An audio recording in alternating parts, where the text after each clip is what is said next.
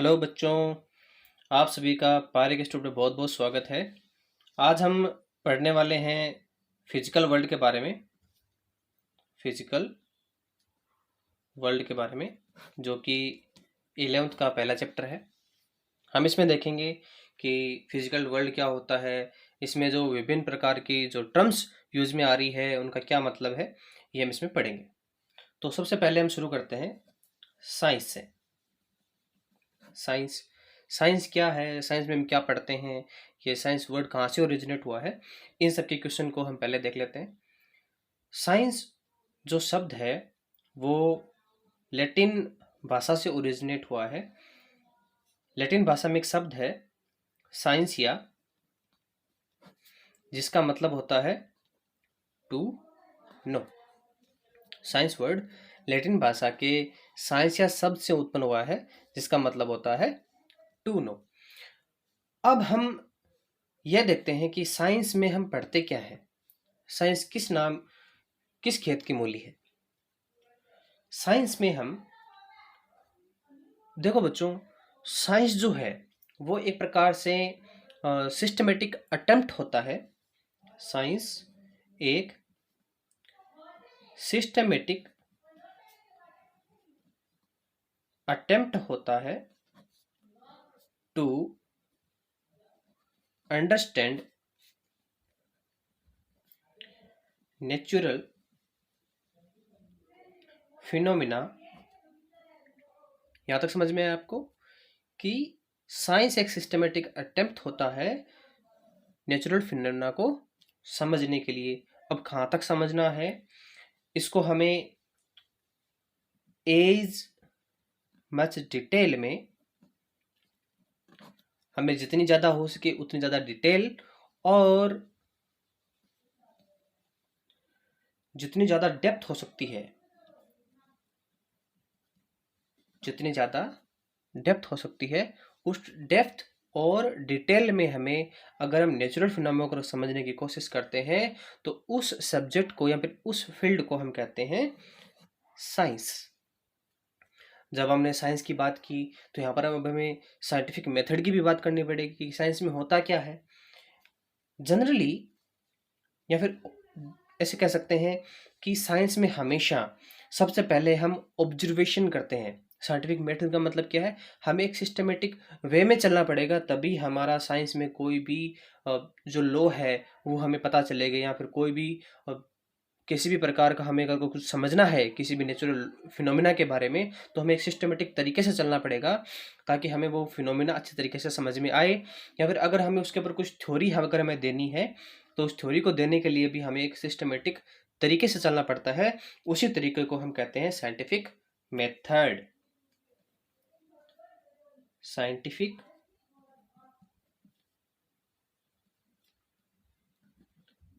Method scientific method में सबसे पहला जो स्टेप होता है वो होता है सिस्टमेटिक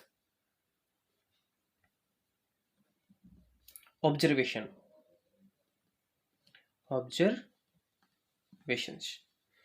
अगर हमने ऑब्जर्वेशन कर ली किसी भी फिनोमेना की, हमने पहले ऑब्जर्वेशन कर ली, उस ऑब्जर्वेशन के बाद में हम उसके बारे में अपने लेबोरेटरी के अंदर कंट्रोल्ड एक्सपेरिमेंट करेंगे। कंट्रोल्ड एक्सपेरिमेंट करेंगे। जब हमने एक्सपेरिमेंट कर लिया तो उस एक्सपेरिमेंट के बारे में जो भी हमारा जो रीजनिंग होगी उसको करने पे हम कह देते हैं, कोई लोग बार बार तर्क देते रहते हैं कि ये चीज़ ऐसी हुई होगी, ये ऐसी हुई होगी। तो हमें भी यहाँ पर जब हमने ऑब्जर्वेशन किया, उसका हमने कंट्रोल एक्सपेरिमेंट किया, उस एक्सपेरिमेंट के ऊपर हमें कुछ रीजनिंग देनी है। तो रीजनिंग भी बहुत अच्छी रीजनिंग होनी चाहिए। बहुत अच्छी का मतलब क्या है, वो क्वालिटेटिव एंड क्वांटिटेटिव रीजनिंग हमारी होनी चाहिए। ऐसा नहीं हो कि कुछ आलतू फालतू कुछ भी बोल दिया जाए, ऐसा नहीं होना चाहिए। जब हमने इसकी रीजनिंग दे दी, रीजनिंग के बाद में हम क्या करेंगे, इसको एक मैथमेटिकल मॉडल इसका बनाएंगे। रीजनिंग के बाद इसका हम मैथमेटिकल मॉडलिंग हम इसकी तैयार करेंगे। मैथमेटिकल मॉडलिंग हमने दे दी। मैथमेटिकल मॉडलिंग के बाद में हम कुछ प्रिडिक्शंस करेंगे। यहाँ तक हमने काम किया। पहले हमने ऑब्जर्वेशन किया, ठीक है, नेचुरल फिनोमेना के बारे में। फिर हमने उस फिनोमेना से रिलेटेड हमने कंट्रोल एक्सपेरिमेंट किया अपने लैब के अंदर। जब हमने उसके लैब के अंदर एक्सपेरिमेंट किया तो उसके हम कुछ रीजंस बताएंगे कि ये क्यों हुआ है, क्या कारण है, वो सब इसके बारे में यहाँ पर डिस्कस करेंगे।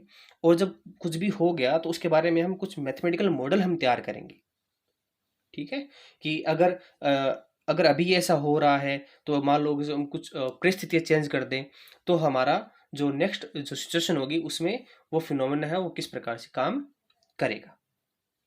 तो सब मॉडलिंग होने के बाद में हम कुछ प्रिडिक्शंस करते हैं। प्रिडिक्शंस हमने कुछ प्रिडिक्शंस की। जैसे मान लो मैं एक एग्जांपल लेता हूँ कि मान लो कि मेरे पास यहाँ पर एक कार है, इसकी जो वेलोसिटी है वो होगी मेरे पास 10 मीटर पर सेकेंड। तो मैं यहाँ पर प्रिडिक्शन करता हूँ कि ये जो कार है वो 10 सेकंड के बाद में इस जगह पर होगी, इस जगह पर होगी। तो अगर मुझे इसके बीच की अगर डिस्टेंस हमें ज्ञात करनी हो तो मैं कैसे ज्ञात करूंगा, है ना। तो यही क्या है, ये हमारी प्रेडिक्शंस है। जब हमने प्रिडिक्शन की कि ये यहाँ पर होगी तो हमें इसको वेरीफाई भी करना होगा कि यहाँ सच में यहाँ पर होगी कि नहीं होगी, कि मैंने जो मैथमेटिकल इसकी जो मॉडलिंग है मैंने तैयार की है कि यहाँ पर लागू हो रही है कि नहीं हो रही है। तो हमारा जो लास्ट स्टेप है वो हमारा है वेरिफिकेशन। वेरिफिकेशन हमने मॉडलिंग तैयार की है, हमें नहीं पता कि ये सच है कि नहीं है, तो हम इसका वेरिफिकेशन करेंगे। जरूरी नहीं है कि वेरीफाई हो ही जाए, तो यहाँ पर भी क्या हो सकता है, यहाँ पर फाल्सिफिकेशन भी होता है।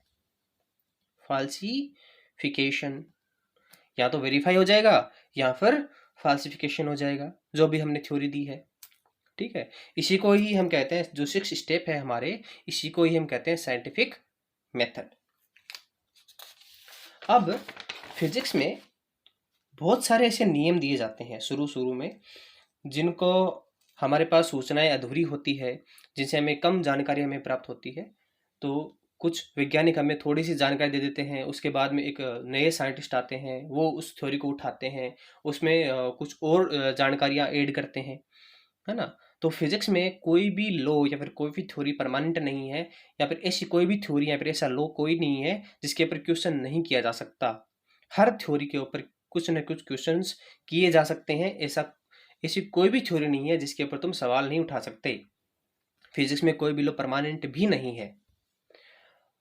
मान लो कि मैंने 100 एक्सपेरिमेंट किए जिसमें मेरी थ्योरी फिट बैठ रही हो, लेकिन किसी और ने एक ऐसा एक्सपेरिमेंट कर दिया जिसमें मेरी थ्योरी गलत साबित हो रही है, तो मेरी थ्योरी गलत साबित हो जाएगी। मेरे 100 सबूत देने के बाद में भी अगर किसी ने एक भी अगर गलत प्रूफ कर दिया उसको एक्सपेरिमेंट के द्वारा, तो मेरी फिजिक्स की थ्योरी गलत साबित हो जाएगी। तो ये बात बच्चों हमेशा ध्यान रखनी है, ठीक है। तो हम इसका एक एग्जांपल ले लेते हैं कि जो कोई भी अगर थ्योरी अगर दी जाती है तो उसमें हम किस प्रकार से चेंजेस हमारे हिस्ट्री में होते हुए आए हैं वो हम देखते हैं। सबसे पहले एक साइंटिस्ट थे, निकोलस कोपरनिकस, ठीक है। इन्होंने एक हेलिसेंट्रिक थ्योरी दी थी। हेलिसेंट्रिक थ्योरी क्या है, इन्होंने ये कहा था कि जो सूरज है वो हमारे सोलर सिस्टम के सेंटर में स्थित है, तथा उसके बाहर जितने भी प्लैनेट है वो एक सर्कुलर पाथ में चक्कर लगाते हैं, सर्कुलर पाथ में चक्कर लगाते हैं। इन्होंने ये थ्योरी दी। इनके बाद में एक साइंटिस्ट और आए जिनका नाम था टाइको ब्रा, जिनका नाम था टाइको ब्रा, ठीक है। इन्होंने इनकी जो थ्योरी इन्होंने दी थी उसके ऊपर उन्होंने कुछ और भी ज़्यादा डाटा कलेक्ट किए। उन्होंने एक्सटेंसिव डाटा कलेक्ट किए और उन्होंने अपनी एक प्लानिटरी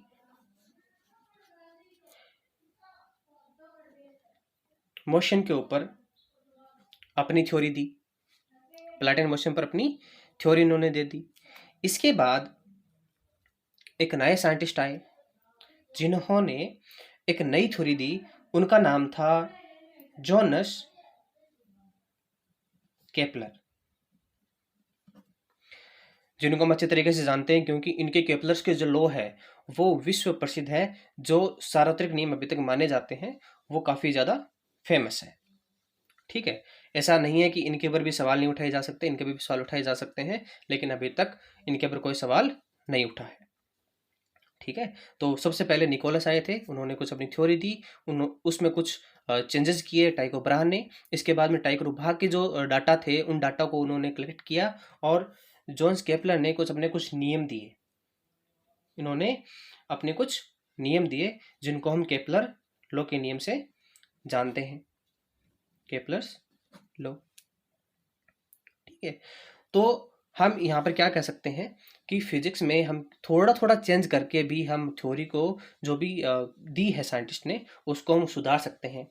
जैसे अगर जो भी हमारी हेलियोसेंट्रिक थ्योरी है, जो उसमें उन्होंने कहा था कि जो पाथ होता है वो सर्कुलर पाथ होता है, लेकिन हम ये जानते हैं केपलर के लॉ के बाद कि जो ये सर्कुलर पाथ नहीं होता है, ये इलिप्सिकल पाथ होता है, ये एक इलिप्स पाथ होता है। तो अगर हम इलिप्स पाथ यहाँ पर कुछ डाटा अगर हम इसमें जोड़ दें, इसको थोड़ा सा चेंज कर दें, तो ये भी थ्योरी क्या हो जाएगी, ये हमारी थ्योरी सही मानी जाएगी। ठीक है, तो थोड़ा सा भी चेंज करने के बाद हमारी थ्योरी चेंज हो जाती है, तो सही हो जाती है। फिजिक्स में कोई भी नियम जब दिया जाता है तो उस नियम के आधार पर कुछ दूसरे नियम भी बन जाते हैं, वो नियम को आधार बन जाता है, उसके आधार पर नए नए नियम दिए जाते हैं। जैसे 1911 में एक साइंटिस्ट थे अर्नेस्ट रदरफोर्ड, इन्होंने स्कैटरिंग ऑफ एल्फा पार्टिकल जो कि गोल्ड फॉइल के ऊपर की गई थी, वो एक्सपेरिमेंट उन्होंने किया, स्कैटरिंग ऑफ एल्फा पार्टिकल। ठीक है, उन्होंने ये नियम दिया, इसके आधार पर न्यूक्लियर मॉडल ऑफ एटम दिया गया, न्यूक्लियर मॉडल ऑफ एटम दिया गया। ये न्यूक्लियर मॉडल ऑफ एटम है वो बेसिस बन गया किस नियम का, जो कि नील्स बोहर ने दिया था। नील्स बोहर ने एक नियम दिया था कि क्वांटम थ्योरी